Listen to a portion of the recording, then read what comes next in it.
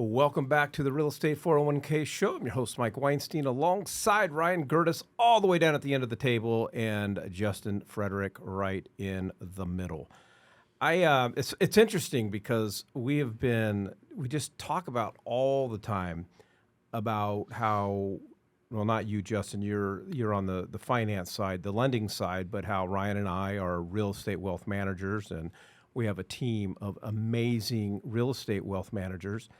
But I don't know if we've ever really sat down with our audience and explain like what that means and what does it mean, and what do we mean by saying that we are real estate wealth managers, and what does that mean for our listeners? And you're going to want to text the word wealth to 623-AZ-RECON. That's wealth to 623-AZ-RECON. And I think I'll just start, Ryan. I think one of the biggest differentiators and the message that I am wanting to portray to our listeners when I say I'm a real estate wealth manager is, like most real estate agents out there, they're transactional. We are lifelong because a real estate wealth manager, our goal is not simply to find a roof over your head, but to actually help you build a legacy of wealth through real estate.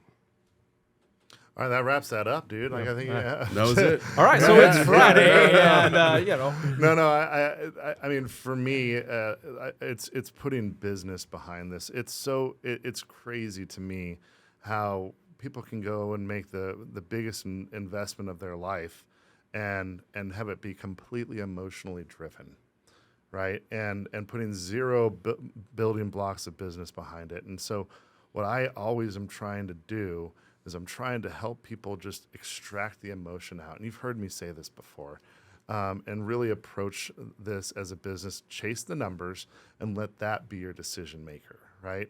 And so and as much as we love to say that we are just approaching it with numbers and logic, there's that, well, we want our kids to go to the right school. Oh, we need a good place for our dogs to hang out, or we need, we don't like the color of this.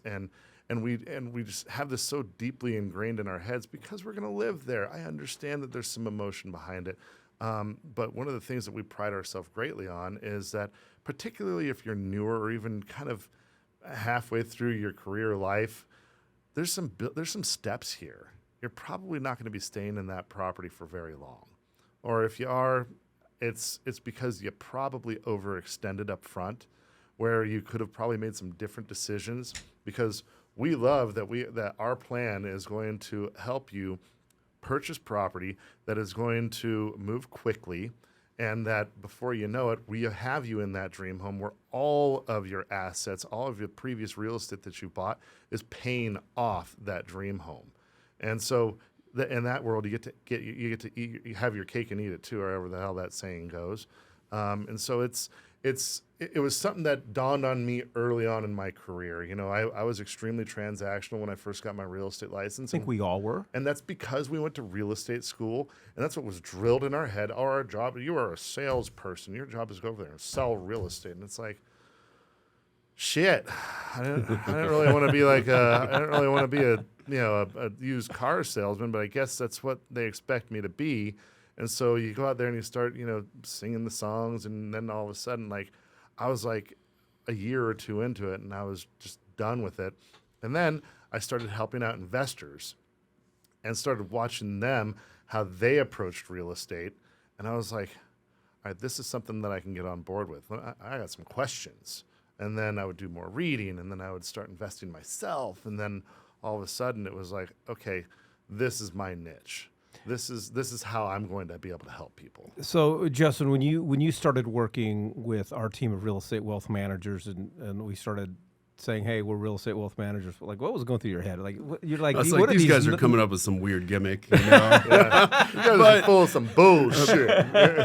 Yeah, but I mean, it didn't take long for me to realize what you guys were practicing, what you were preaching, and I love that you, especially right now, you got all these people that are coming to you to buy another home, but they don't even realize what they have in their current asset with the rates that they have too. I mean, you just got to account for it. I think it's wild that people will walk away from a 2% interest rate when we know that the rent will by far cover that payment and a home equity line of credit and help them out with a new home payment. It's I love that you guys do this, and it makes it really easy because I feel the same way that you guys do. So it makes it really easy on my side of things to give people advice on what I would do because we're very like-minded when it comes to that stuff. It all works. All the math works. It's good. It's a good place to be. All right. If you would like to chat with a real estate wealth manager and not only just begin that process or maybe just evaluate your portfolio and where you're at right now, we would love to have that discussion with you. All you got to do is text the word wealth to 623-AZ-RECON. That's wealth to 623-AZ-RECON. I think, Justin, you kind of, alluded to it. I think for me, I take my role as a real estate wealth manager very, very serious, something that I'm proud of, and it's not a gimmick to me whatsoever. And I know it's not a gimmick to Ryan. And in that, one of the things that we do is we are options dealers. And it's one of the mistakes that I have seen sellers make time and time again, including myself. And as a real estate wealth manager, when you invite us to your house and getting ready to sell your house, it's a shock for people when we show up with the intent of possibly talking them out of selling their house. You do have options. This house might be a viable income-producing property, and here are the numbers. We just don't walk in with how much your house is worth if we sell it, and this is what you're going to net. But back to your point, you say, it blows your mind that people will walk away from a 2% interest rate, a 3% interest rate. But there's this common myth amongst a lot of sellers that if I want to go buy my next house, I'm supposed to sell my first house. Don't ever get rid of a 2% interest rate. No. You have options. You can still go buy something, and that 2% interest rate is going to make you a shit ton of money for the life of the loan. Mm-hmm. Yeah. I talk to people all the time, and it's just like it's a gift, because when we sit in there break down the numbers, like what are your other options? You're like right now it's date the rate and marry the home because a lot of people just can't swallow that 7%, and so like that's the way that they appease it in their head because what other option do you have, right? And so, but I'll tell you one thing. These builders out there have created a lot of different opportunity, and I love having those conversations when people are running out of different ideas on how to expand their portfolio. And there's some really smart builders out there that have been buying down rates or buying huge tranches of cash, and we've been able to help out a lot of our investors increase their portfolios simply off of that. So. Interest rates are always going to be one of the biggest drivers of value in the market and volume in the market. And the fact that we saw 2 or 3% in our lifetime, I mean that was a huge gift, and it breaks my heart every single time I see someone throw that gift away. Mm-hmm. Yeah, if you'd like some more information, and again to talk to one of our real estate wealth managers, all you got to do is text the word wealth to 623-AZ-RECON. That's wealth to 623-AZ-RECON. Interesting, just question for our listeners, not necessarily for you guys, but for our listeners. The last time you encountered a realtor, real estate agent, real estate professional, whether you were thinking about selling or you sat down to do a buyer consult, what were the first questions that they asked you? And they're pretty much going to be the same questions every other agent's going to ask you. And I think what makes us unique as real estate wealth managers, because we got to set the tone right away. I got 2 questions for you. Number 1, do you like money? We got to establish that, because if you don't like money and you don't want to build wealth, then there's just we're probably not going to gel well. We're not going to gel. You're not going to like the things that we're going to say. And then the second thing is, and I think this is what differentiates us and makes us unique as real estate wealth managers, is let's not talk about your immediate goals. That's what everyone wants to know. What's your immediate goals? Where are you looking to live? What kind of house you do? And da-da-da-da. The question and the goal that we need to establish ASAP and right up front is, what does retirement look like? What does the end of the road look like? And how do you see yourself retiring? When do you see yourself retiring? And then as a real estate wealth manager, we can help reverse engineer that and show you and put you on a path to use and leverage real estate to get you to that final goal. I've never seen anyone retire early or retire or die wealthy without a real estate portfolio. You know, and the saddest thing is I ask this question all the time. You know, like, what does retirement look like? And the number one answer every single time is, I'm going to die working. And it's like, That's shit, that's something to achieve. That breaks my heart. Yeah. Because, I mean, it's more and more often that you see households that require that 2 income, you know, or sometimes even 3. There's very rare out there.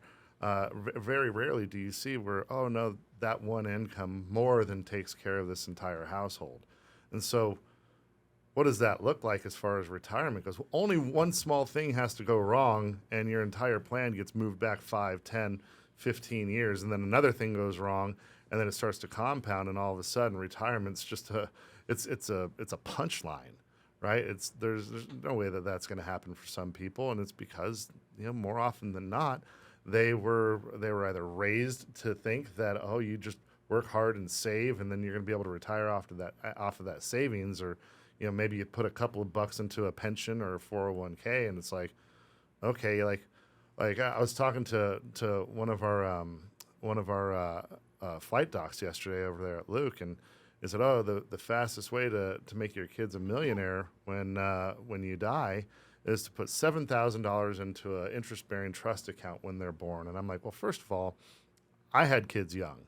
$7,000 may have been $7 million. Yeah, you know what I mean? Might like, as well been, right? Like this is that's ludicrous.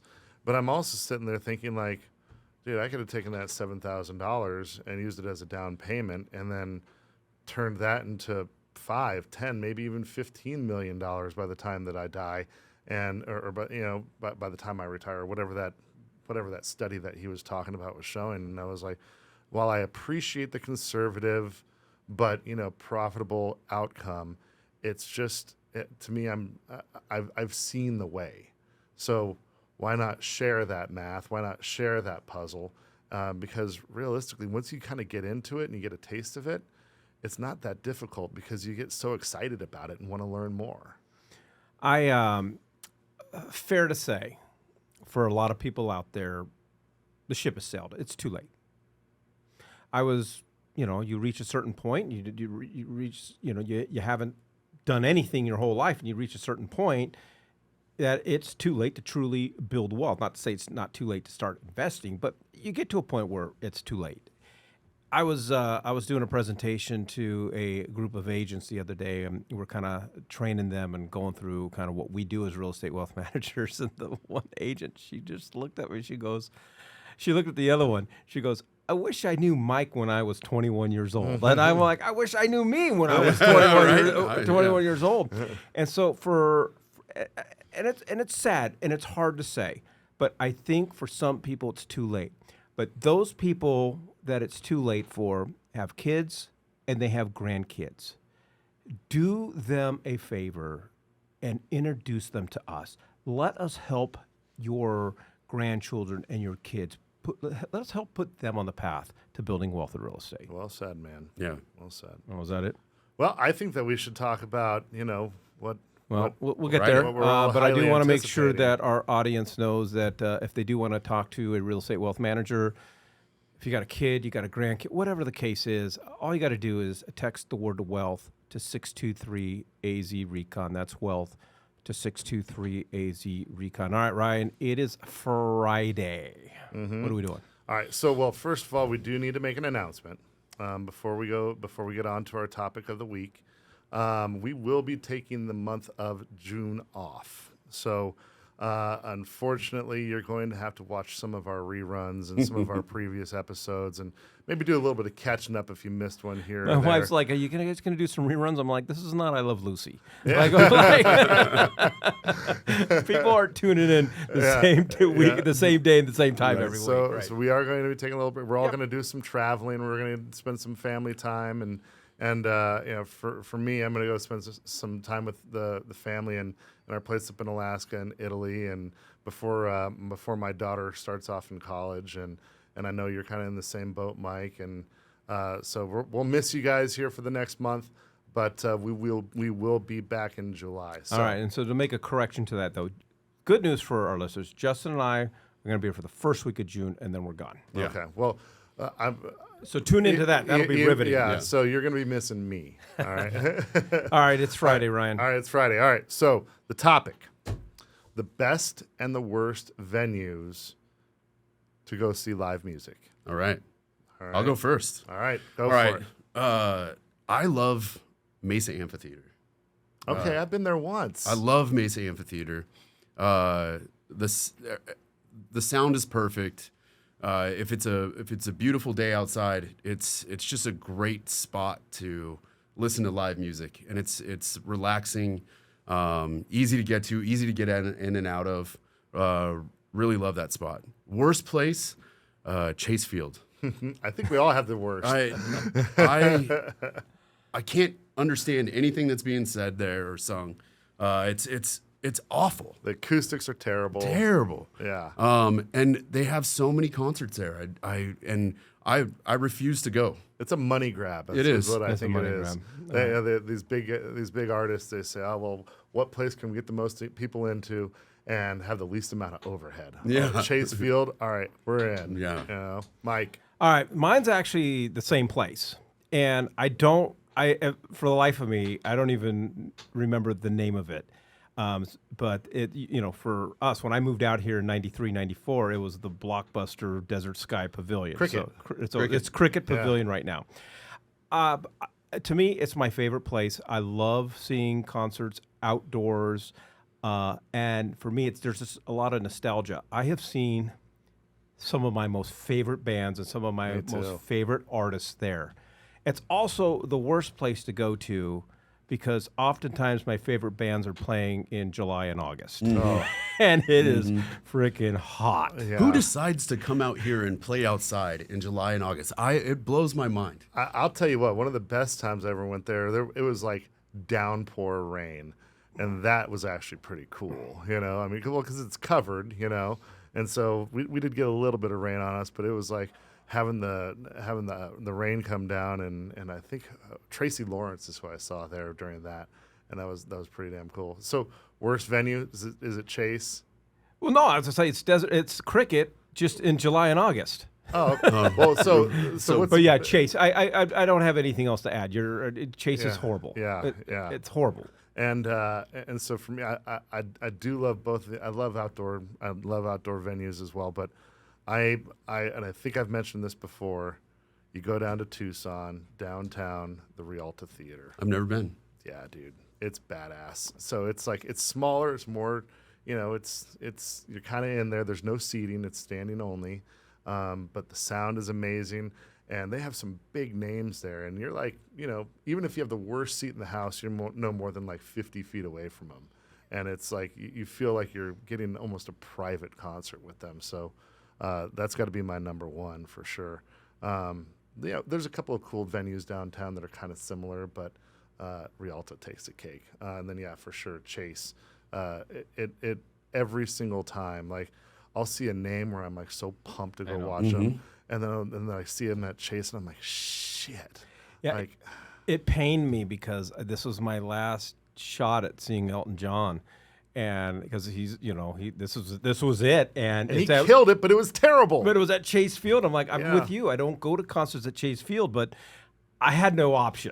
Yeah. Like it was Chase Field or nothing. You're gonna have a better listening experience by listening to an 8-track of Elton John and a '72 Chevy. You know what I mean? Yep. Like it's awful. So that's what I got for us today. All righty. Well, again, if you'd like more information on how to get a hold of a real estate wealth manager, as much as we love talking about food, beer, bourbon, and concerts, we love talking about real estate wealth even more. Go ahead and text the word wealth to 623-AZ-RECON. That's wealth to 623-AZ-RECON.